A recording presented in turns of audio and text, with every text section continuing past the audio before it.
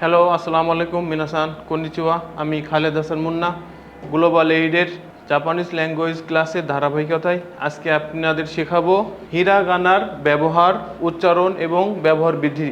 প্রথমে এগুলো আমি একটু উচ্চারণ করে আপনাদের শোনাতে চাই। প্রথমত এ লাইনে আছে আ, ই, উ, এ, ও, এটা হলো আ লাইনে। তারপরে আছে আমরা কা লাইন, কা, কি, কু, কে, কো। তারপরে আছে সা লাইন, সা, সি, সু, সে, সো। এখানে একটা বিষয় আছে, সেটা হলো এই সা লাইনে যেটা সবগুলো স এর উচ্চারণ হবে, কিন্তু জাস্ট এই যে সিটা তালবশের উচ্চারণ হবে। সা, সি, সু, সে, সো, এরকম। তারপরে আছে আমরা হলো তা লাইনে তা, চি, ইৎসু, তে, তো। এখানে তা লাইন হলেও এই যে ইৎসুটা দেখছেন, এটা হবে ইৎসু এর উচ্চারণ, আর তার আগেরটা চি এর উচ্চারণ হবে, চি। তারপরে আছে না লাইন, না, নি, নু, নে, নো।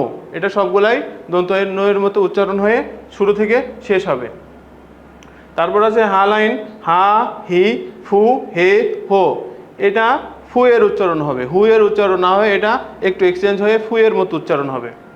নেক্সট আছে মা লাইন, মা, মি, মু, মে, মো।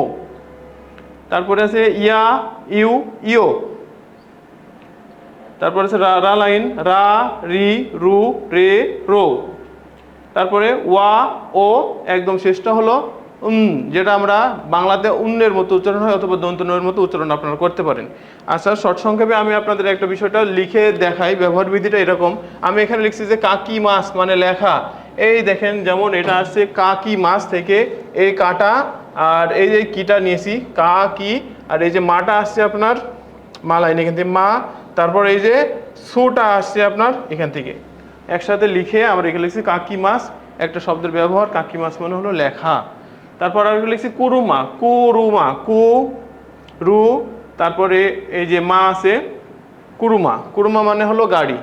এগুলার আরও কিছু যুক্তবর্ণ এবং কিছু তেন মারো, যেগুলার মোটামুটি বাংলাতে যেমন আছে যুক্তবর্ণের মতো, স্বরবর্ণের মতো, সেগুলো কিছু উচ্চারণ আরও আপনাদের শেখানো হবে। গ্লোবাল এইডের সঙ্গেই থাকুন।